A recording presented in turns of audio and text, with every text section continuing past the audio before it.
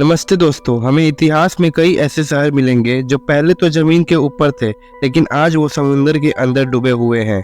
Greece के समुद्र में 5000 साल पुराना एक पूरा शहर डूबा है, जिसको पावलोपेट्री कहा जाता है।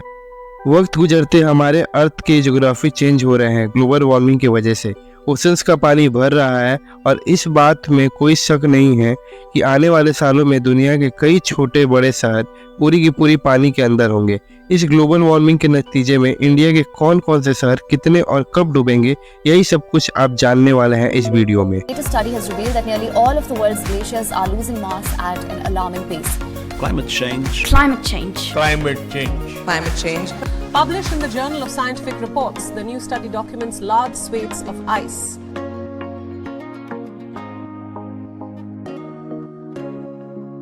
दोस्तों, कहीं ना कहीं हम सब ने ग्लोबल वार्मिंग का नाम सुन रखा है। हमारे प्लेनेट का एवरेज टेम्परेचर दिन ब दिन बढ़ते जा रहा है, जिसकी वजह से ग्लेशियर तेजी से पिघल रही हैं। ईयर 1880 से लेकर आज 2022 तक हमारे अर्थ का एवरेज टेम्परेचर 1.4 डिग्री सेल्सियस तक बढ़ गया है। और अगर सिर्फ पिछले 20 सालों को देखा जाए तो हर साल पिछले वाले से ज़्यादा गर्म होता है, जिसका मतलब है कि ग्लोबल वार्मिंग का रेशियो तेज़ी से बढ़ता जा रहा है।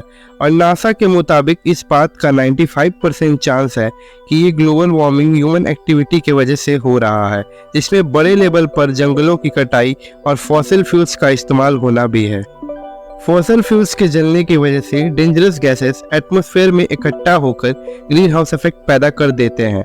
अब इसके नतीजे में दुनिया भर में मौजूद बर्फ के ग्लेशियर आहिस्ता आहिस्ता मेल्ट होकर ओशंस का लेवल बढ़ा रहे हैं। फॉसिल फ्यूल इस्तेमाल करने से पहले ही ईयर 1800 से लेकर 1900 तक ओशंस का लेवल 6 सेंटीमीटर तक बढ़ चुका था, यानी तकरीबन 2.5 इंच। लेकिन फॉसिल फ्यूल इंसान के हाथ लगने के बाद से ओशन का वाटर लेवल में काफ़ी तेज़ी से इजाफा देखा गया है। ईयर 1900 से लेकर 2000 तक ओशंस लेवल में 90 सेंटीमीटर का इजाफा देखा गया है, जो पिछले 100 सालों के मुताबिक में करीब 3 टाइम्स से भी ज़्यादा है। इससे भी बुरी खबर यह है कि अगर ईयर 2000 से लेकर 2022 तक का डाटा देखा जाए तो ओशंस का लेवल पिछले 100 सालों के मुताबिक में डबल स्पीड से बढ़ रहा है। नेशनल एटमॉस्फेरिक एडमिनिस्ट्रेशन का कहना है कि अगर इसी स्पीड से ग्लोबल वार्मिंग होती रही और ग्लेशियर पिघलते रहे तो ईयर 2100 तक हमारे समुद्र का लेवल 2.5 मीटर तक बढ़ जाएगा। और ये वाकई एक बहुत ही अलार्मिंग सिचुएशन है। यानी ईयर 2100 तक वो कोस्टल सिटीज तो बिल्कुल समुद्र के साथ लगी हैं, और जिनकी एलिवेशन भी सिर्फ 2.5 मीटर या उनसे भी कम है, वो आधी से भी ज़्यादा समुद्र के अंदर होगी। जैसा कि थाईलैंड का कैपिटल बैंकॉक, यहाँ की एवरेज ऊंचाई गल्फ ऑफ थाईलैंड से सिर्फ 1.5 मीटर ऊंची है। मतलब कि ईयर 2100 में बैंकॉक कुछ इस तरह दिखेगी। अजरबैजान की बात की जाए तो बाकू का ज़्यादातर कोस्टल एरिया पानी के अंदर होगा। सिंगापुर के आउटस्कर्ट्स में बने कई प्रोजेक्ट डूब जाएंगे, जिसमें सिंगापुर पोर्ट भी शामिल है।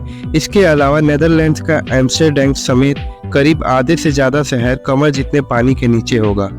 और मालदीव में मौजूद सारे आइलैंड और इनमें मौजूद रिजॉर्ट्स का तो नामो निशान भी नहीं रहेगा। यानी ईयर 2100 तक करीब 150 करोड़ लोगों को इन शहरों से हटकर कहीं और शिफ्ट होना पड़ेगा। अब ये तो हमने बात की सिर्फ उस सिचुएशन की जब 80 सालों के बाद समुद्र का लेवल 2.5 मीटर बढ़ेगा। लेकिन वर्स्ट केस सिनेरियो ये है कि अगर दुनिया में मौजूद सारे ग्लेशियर मेल्ट हो गए तो तब क्या होगा। एस्टिमेट के मुताबिक अगर मेल्टिंग रेट इसी स्पीड से चलता रहा तो 5000 सालों के बाद पूरा ग्रीनलैंड, आर्टिक रीजन, आइसलैंड और सारे ग्लेशियर मेल्ट हो जाएंगे। और इनकी वजह से हमारे ओशंस का लेवल 70 मीटर तक बढ़ जाएगा। लेकिन जरूरी नहीं है कि ये नौबत 5000 सालों के बाद ही आए। जिस तेजी से इंसान दिन ब दिन नेचुरल रिसोर्सेज को अब्यूज करके एटमॉस्फेयर को खराब कर रहा है, लगता है ये नौबत कुछ सालों में ही आ जाएगी। तो इस सिचुएशन में हमारा अर्थ कैसा दिखेगा। और सबसे पहले हम शुरू करते हैं बे ऑफ बंगाल से। आपको शायद ये सुनकर शौक लगेगा कि करीब पूरा का पूरा बांग्लादेश बे ऑफ बंगाल की लपेट में होगा। और अगर इसके कैपिटल ढाका की बात की जाए तो ये 30 मीटर 100 फीट गहरे पानी के अंदर डूब चुका होगा।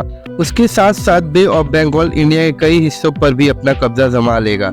आए देखें इंडिया के कौन कौन से शहर अंडर वाटर सिटीज की हिस्ट्री बनकर रह जाएंगे।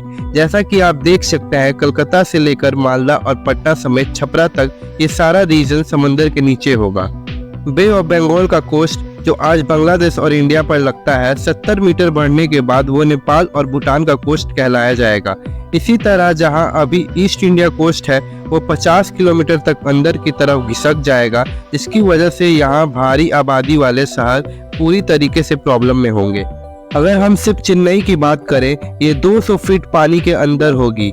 1959 में कंस्ट्रक्ट की गई चेन्नई में मौजूद LIC बिल्डिंग, जो एक वक्त इंडिया की सबसे ऊंची बिल्डिंग हुआ करती थी, वो पूरी की पूरी बिल्डिंग पानी के अंदर होगी। चेन्नई से होते हुए पानी का लेवल तमिलनाडु और आंध्र प्रदेश बॉर्डर पर आ जाएगा।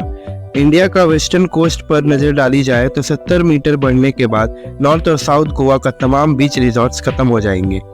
ना ही मुंबई बचेगी और ना ही नवी मुंबई, क्योंकि ये पूरा area all the way Gujarat के बॉर्डर तक 54 मीटर्स यानी 177 फीट गहरी पानी के अंदर हो चुका होगा। यानी मुंबई का लोधा ट्रम्प टावर अगर तब तक बच गया होगा तो इसके 15th फ्लोर तक इंडियन ओशन का राज होगा। आगे बढ़कर अगर गुजरात की बात की जाए तो यकीनन आप ये जानकर हैरान रह जाएंगे कि गुजरात एक आइलैंड बन चुका होगा। जैसा कि आप भी देख सकते हैं कि 70 मीटर्स बढ़ने के बाद अरेबियन सी के पानी ने गुजरात को इंडिया से अलग कर दिया है। और अगर तब तक इंसान बचे रहेंगे तो अहमदाबाद शायद कोई बीच रिजॉर्ट में कन्वर्ट हो जाएगा, क्योंकि अरेबियन सी बॉर्डर आगे बढ़कर अहमदाबाद तक जा लगेगा। आज की इस वीडियो को हम यहीं खत्म करते हैं और मिलते हैं किसी नई वीडियो के साथ।